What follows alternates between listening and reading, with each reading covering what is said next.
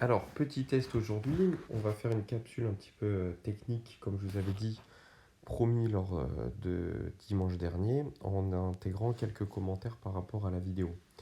Bon, pour essayer de faciliter. Donc là, c'est l'exemple de Céline. Euh, donc, on va juste voir un petit peu au niveau des trajectoires, donc ce que l'on avait évoqué lors des entraînements. Alors, on peut l'avoir là donc, dans l'entrée du mur des Mélèzes. Et ce que l'on dit souvent, c'est que lorsque je suis à l'aplomb de la porte, c'est à ce moment-là que je dois finalement commencer mon virage, m'engager dans la pente. On peut voir que la Céline, alors à ce niveau-là, elle attend finalement, là elle est au niveau de l'aplomb de la porte, donc c'est à ce moment-là où elle devrait déclencher son virage, mais elle attend finalement en mettant un petit peu ses skis en travers, en prenant beaucoup de marge de sécurité, et ce qui la retrouve finalement très très loin de la porte. Donc je vous le dis souvent, forcément pour avoir un bon temps à l'arrivée, c'est à la fois une combinaison de la vitesse à laquelle on skie et aussi de la distance que je vais parcourir. Donc là forcément la distance qu'elle parcourt, elle est élevée. À l'image de l'athlétisme, c'est comme si je courais au couloir 8 au lieu du couloir 1. Donc là on peut voir ensuite sur ces portes rouges, on va dire qu'elle est quand même un peu plus précise. On voit qu'elle parcourt moins de chemin. Alors c'est aussi dû un petit peu à la pente parce que c'est déversant. On va dire qu'elle est en dévers et donc les appuis pieds droits sont plus difficiles, donc les portes bleues. On est d'accord, donc là elle était plutôt très bien positionnée. Là elle est bien haute sur sa ligne, donc il n'y a pas de souci. Par contre, quand je suis à ce moment précis, à l'aplomb de la porte, c'est à ce moment-là que je devrais déclencher mon virage.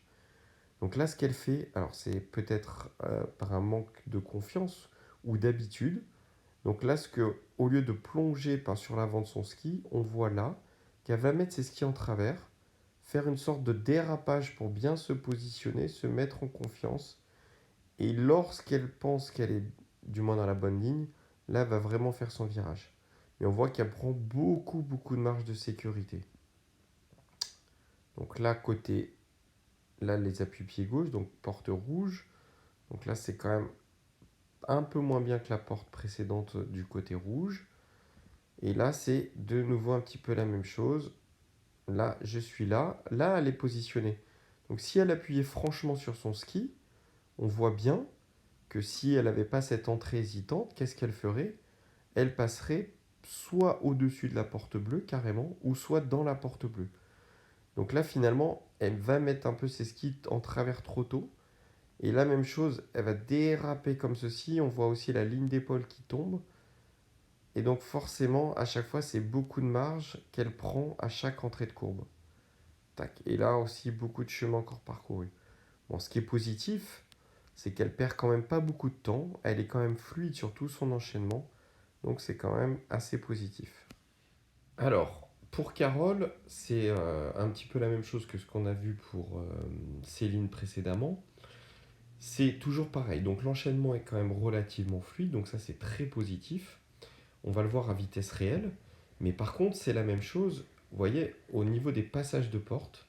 Hein, c'est peut-être que les portes font un peu peur, mais à chaque fois, c'est très très loin des passages de porte. Regardez la marge à chaque fois qu'il y a. Donc je passe à un bon mètre facilement. Donc c'est comme si à chaque fois, je faisais un tracé qui était beaucoup beaucoup plus tournant. Donc c'était un tracé exactement comme si je faisais un mètre de décalage à peu près entre chaque porte. On voit normalement le but, hein, c'est quand même d'aller effleurer la porte. Alors je dis pas forcément d'aller la toucher parce que forcément c'est un peu violent si j'ai pas de protection notamment, mais au moins je me rapproche le plus possible. Je vous rappelle que forcément la vitesse que vous avez dans le mur des Mélèzes, due à la pente, on va dire que tout le monde a à peu près la même parce que vous n'êtes pas tout à fait encore en capacité d'accélérer vraiment le ski. Donc la vitesse, elle est essentiellement, comment dirais-je, provoquée par la pente. Donc le facteur essentiel sur lequel vous pouvez jouer, c'est vraiment la distance que vous parcourez. Donc inévitablement, si vous rajoutez de la difficulté au tracé, souvent vous me dites, ah le tracé il tourne beaucoup. Bah, déjà aussi, certes il tourne beaucoup, mais vous rajoutez aussi beaucoup de virages finalement en passant très loin à chaque fois des portes. Donc ça, c'est vraiment l'axe sur lequel il va vraiment falloir travailler. Donc peut-être une des pistes, ça va être d'enlever le piqué intérieur et de mettre un petit plumeau piqué intérieur pour peut-être avoir moins d'appréhension par rapport à l'impact contre le piqué. Donc je pense que ça, c'est une voie sur laquelle on peut travailler. Et ensuite aussi, là, il faut absolument, Carole, si tu veux, là sur cette partie plane, hein, on l'a dit, de rester un petit peu moins verrouillée, un petit peu assise. Hein, il faut essayer de mettre, même si je suis en recherche de vitesse, mon but du jeu, c'est d'être, on va dire, le plus bas possible. Il faut que tu aies un petit peu plus de mobilité au niveau des jambes. On voit que c'est un petit peu figé, un petit peu raide. Et comme j'ai dit, là, c'est la même chose aussi que pour la plupart d'entre vous. On peut voir là sur cette image arrêtée que la flexion de cheville est inexistante. On voit les tibias qui sont presque droits, donc avec des fesses qui sont plutôt positionnées en arrière. On imagine bien là que le centre de la gravité, là, s'il y a un axe, hein, il est vraiment sur l'arrière des chaussures. Donc on essaie de se repositionner davantage en entrée de courbe. Alors pour Véronique, on peut voir que les trajectoires, elles sont différentes un petit peu des autres, beaucoup plus directes. Donc toi, c'est très bien au niveau de tes trajectoires, parce que tu vas parcourir très peu de chemin. Donc ce qui te permet finalement, à vitesse égale avec les autres, étant donné que tu vas parcourir moins de chemin, bah forcément ton temps à la fin, il est largement correct. Attends, là c'est plus toi. Ah, je te remets. Voilà, ici. Alors, pour en vitesse, par contre, comment dirais-je, ralenti. Donc là, je suis là. Donc ça, c'est très bien. Ce qu'on voit, tu vois, tu prends très peu de marge. Finalement, tu es assez direct au niveau de la porte. Par contre, ce qui se passe ensuite, c'est que tu mets pas assez de pression, on va dire, sur ton pied extérieur. Parce que ce qui veut dire que si j'ai peu de marge, forcément, j'ai moins de temps pour faire mon virage. Donc il va falloir que je sois, on va dire, euh, c'est finalement, ça s'appelle virer court. Donc tirer droit, virer court. Donc si je tire un peu plus droit mes trajectoires, forcément derrière, il faut que ma virgule elle soit hyper dynamique, beaucoup plus courte. Donc ce qui veut dire que si je veux tourner beaucoup plus court, il va falloir que je mette une pression, vraiment une charge maximale sur mon pied extérieur. Donc chose que tu tardes un petit peu à faire, hein, on peut le voir, et surtout bah, ce qui fait qu'ensuite ta virgule, elle est finalement surtout sous la porte. Donc finalement la vitesse que tu vas acquérir avant la porte, tu vas la perdre un petit peu, parce que tu mets un peu de temps si tu veux à chaque fois pour déclencher, et c'est un petit peu long. Donc moi ce que je te propose, c'est que tu conserves vraiment cette intention que tu as de parcourir peu de chemin. Par contre, ce qu'il va falloir faire, c'est que tu arrives à faire dans le mur. Et là, ça va vraiment te faire gagner du temps. Qu'il faut que tu sois beaucoup plus courte, que tu vas virer davantage en peu de temps. Donc je suis là, et surtout que tu mettes un peu plus de pression sur ton ski avant le piqué. Hein, on voit que si tu veux, tu as très peu de fumée, très peu de neige qui se dégage de tes skis avant la porte. Donc ce qui rend très intéressant, là par exemple on le voit bien. Donc là tu tires assez court, là il y a très peu de pression, puis là tu commences vraiment à en mettre, et là tu mets, là, on va dire, la pression maximale à ce niveau-là. Hein, au moment où tu te dis, bah sinon si j'appuie pas vraiment très fort, je pense que je vais louper la porte. Tu t'affoles pas, tu repars bien, tu fais très très peu de chemin, tu passes assez proche des portes, contrairement aux autres jeunes filles de ton groupe. Et donc tu es là, parfait. Donc là c'est bien, tac, tac. Alors ensuite sur le plat, on l'avait un peu dit, à chaque fois tu me poses la question de la recherche de vitesse. Alors ça c'est une appréciation individuelle, hein, c'est quand vous le sentez que vous pouvez la mettre. Et inévitablement, si je suis en recherche de vitesse, bah l'aérodynamisme s'en trouve amélioré, donc forcément je vais être plus efficace. Par contre, après, si je suis en recherche de vitesse, il faut conserver quand même ce virage coupé qui est indispensable. Si je me remets en recherche de vitesse pour déraper sur le plat, c'est pas la peine.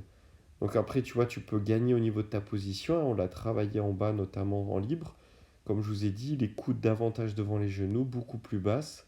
Hein, le but, hein, c'est vraiment d'être le plus compact possible pour limiter au maximum ces résistances à l'avancement avec donc l'air qui va s'engouffrer au maximum entre le buste et les cuisses. Donc voilà, donc le bilan, Véronique, il va falloir que tu vires beaucoup plus court dans toutes tes boucles au niveau du mur. Donc la vidéo de Nico, donc on va la mettre d'abord à vitesse réelle. Donc on peut voir que les enchaînements ils sont bons.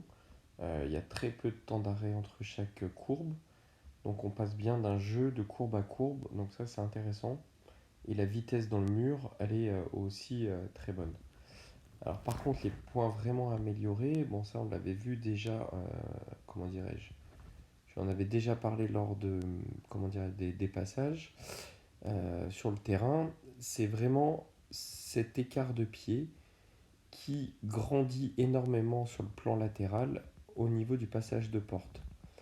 Ça veut dire qu'au lieu de résister vraiment quand il y a la charge maximale et la pression maximale au niveau du passage de porte, donc au temps fort de la courbe, le pied extérieur va partir sur le côté, notamment sur les portes rouges. Donc forcément, l'efficacité, la pression que je pourrais mettre dans mon ski, elle va décroître, elle va diminuer. Donc toute l'énergie, je vais la perdre. Donc je vais la perdre notamment parce que là, pourquoi le pied va s'écarter?